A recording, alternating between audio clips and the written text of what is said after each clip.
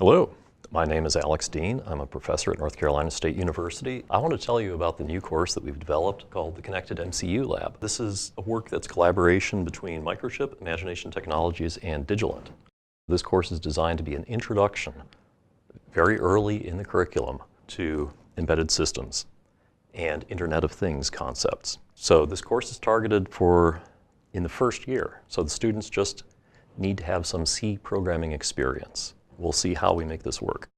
So we start off looking at embedded systems, which have computers embedded in them to monitor and control them. We look at reasons for why we might embed a computer. Flashlights, cars, airplanes, all have or may have computers in them in order to improve the performance somehow, to give better features. We look at how to embed a computer. So we're not talking about taking a laptop computer and adding it to a flashlight. We're talking about adding a very small chip, which is still a computer, and using that to monitor and control the device. We look at the differences between these kinds of computers. We look at the peripherals that we get with these embedded computers, which make a really big difference in how much work these can do. And we look at multi-threaded software, which gives us the illusion of concurrency. And we look at the differences from general purpose computers. In this course, we also look at the Internet of Things. For example, a thermostat that controls your heat pump or air conditioner. If we connect that through the internet to other devices, we can get some nice benefits. Maybe we have a smartphone app that we can use to monitor and control the system. Maybe the power company can control the thermostat if too much power is being drawn from the grid. There are quite a few benefits for connecting embedded systems to the internet. And this is what we have with the Internet of Things. The target platform we're using for this class starts with a processor core from Imagination Technologies. So this is a MIPS 32 CPU core. This is a very fast CPU running at up to 200 million instructions per second, and it has support for hardware floating point and quite a few other high-performance features. That CPU core is contained within a PIC32 microcontroller from Microchip. So this is the PIC32MZ series of microcontrollers, which have the MIPS 32 core, and then peripherals for interfacing with the external world, and also for offloading work from the processor, and on-chip memory as well. Finally, this microcontroller is contained within the Distrelec ChipKit Wi-Fi or development board. This board contains the microcontroller and peripherals. It has a Wi-Fi communication module, so it can communicate wirelessly. It has lights, it has control knobs, it has switches, it has USB interfaces, it has headers for expansion, and it has power supply hardware. So these are the three components that we use in this system. In this course, students start off by learning the microcontroller fundamentals. So microcontroller programming and interfacing. They learn microcontroller concepts, such as what the CPU is, what it does, what the memory is, how it works, what peripherals are, how they can be used, how we combine all three of these to create a system that can execute multiple sections of a program concurrently. So we have software as well as hardware executing simultaneously. We look at software development. We see the differences between source code and object code and understand the differences why. We look at the software tool chain and the build process, and we also work with debugging tools and learn debugging processes. This course gives hands-on experience with the most important peripherals, and it covers the others with a higher level survey. We focus on the general purpose digital I/O, the inputs and outputs, analog to digital and digital to analog converters, timers, using them as interval timers, counters, using them to generate pulse width modulated signals, or capturing the timing of input events. We look at communications, asynchronous serial communication, UART communication, SPI, I2C. We also look at Wi-Fi, USB, and Ethernet at a higher level. We also look at peripherals for robustness, such as the watchdog timer and the low voltage detector. And there are other peripherals as well that we don't get into detail on: the clock generators, DMA controllers, and accelerators.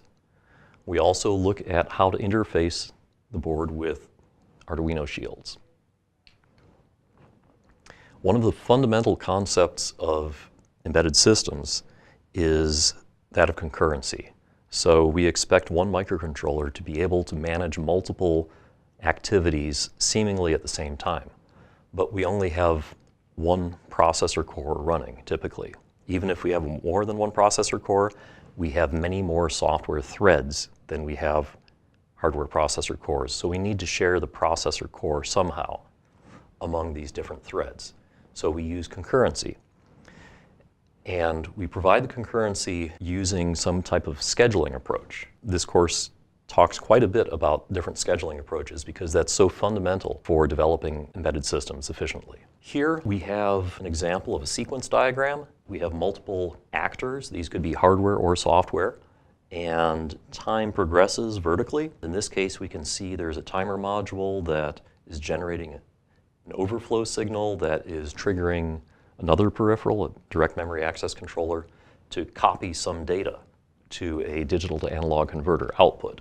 So this operation is playing back an audio waveform that's stored in memory and sending it out a digital to analog converter. Here we have an interrupt request, which triggers an interrupt service routine that handles the DMA controller and is going to send a signal to a software task to refill the buffer with the new data.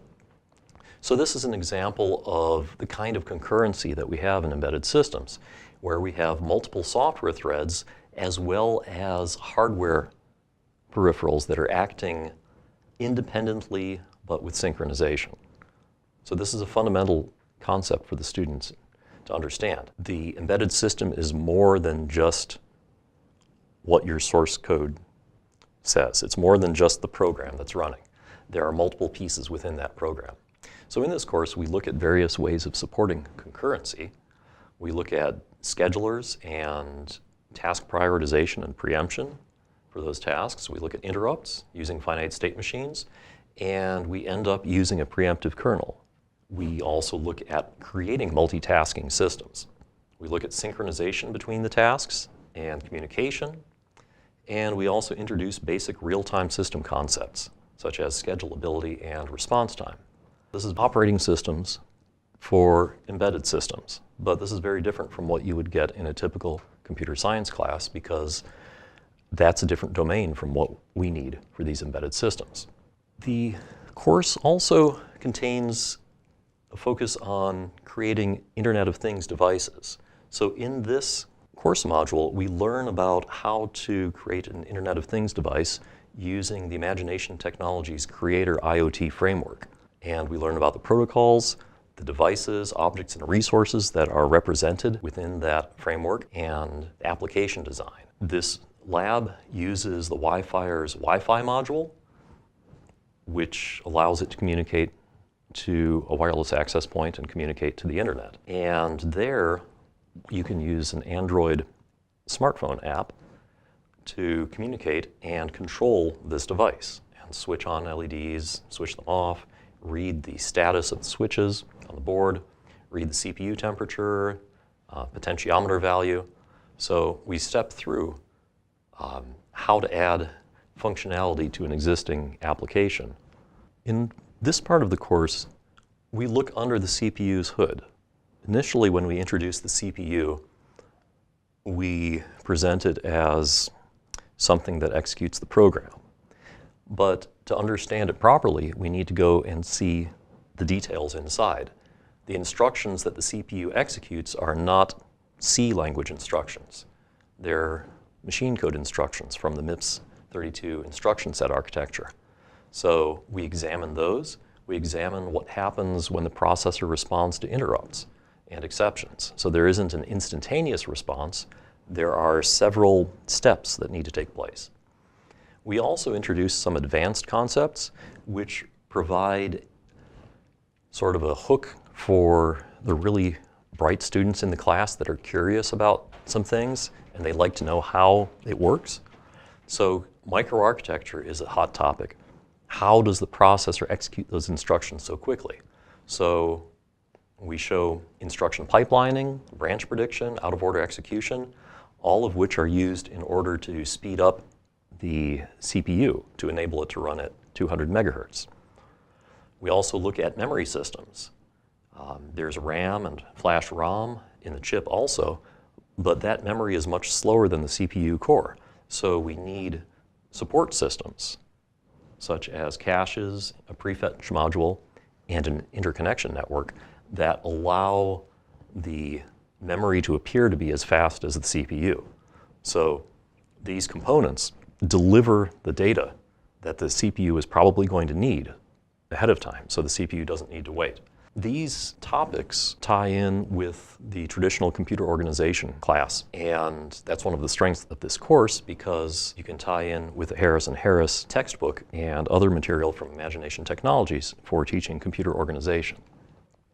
Another topic that we cover in this course has a hook to get the really bright students excited and motivated is to discuss performance analysis. How do we make the program go faster? And it's a fascinating topic. We tell the processor what we want it to do, but we're actually not using the processor's native language. We're using C code or some other source code. That code then gets compiled or translated to the machine code. Is the translation a good one or not? Well, maybe the compiler is doing a pretty bad job. Maybe it's got a lot of other things that it's doing that we don't know about. Part of doing performance analysis is understanding what the compiler is actually telling the processor to do. So looking at how the source code and the object code correlate. So we want to be able to see, for this source code, there seems to be a lot of extra work going on in the object code. Let's see if we can change things and tune our control flow or tune our tool chain better. In order to find out what the CPU is spending its time on, we use profiling. So in this course module, we include a profiling module that periodically interrupts the processor and tracks what code was executing. And by doing this, it can tell you this part of the program dominates the execution time. And that's the part where you should start looking. The big problem with optimizing code generally is wasting time optimizing things that don't really matter. So using profiling tells you which parts matter. And then once we know the parts that are the slowest, we can see how to speed them up. We can examine the object code to make sure the compiler did a good job, maybe help the compiler do a good enough job. We can modify the source code, and we can modify the algorithms in order to make the code go faster. This course has quite a few hands-on activities. It's structured as a one-semester course early in the curriculum, so rather than having many open-ended projects in which students can get lost, I'm focusing on having demonstrations that the students can step through, as well as directed lab exercises with specific instructions so that we have a higher probability of success for each student. So there's a lot of hands-on work in here. So distributed across the course, we have quite a few demonstration programs, as well as the lab exercises or programming. These are all fun. I encourage you to take a look at these modules. How can you get access to these teaching materials? Well, first join the Imagination University program. So the imgtech.com/university, click on Join IUP. There's an email verification stage, so you'll be sent an email, which you'll have to click on. Then you can visit the Imagination community. Here, you log in and you can request the download for the materials and accept the license. So the license for this material is quite flexible. If you're using it for academic purposes, it's unrestricted. You can do anything you want with it. You will need to provide details of your intended use. And then you'll receive a request-approved email with a download confirmation. We already have this course being taught at least 2 universities, and we look forward to hearing from you.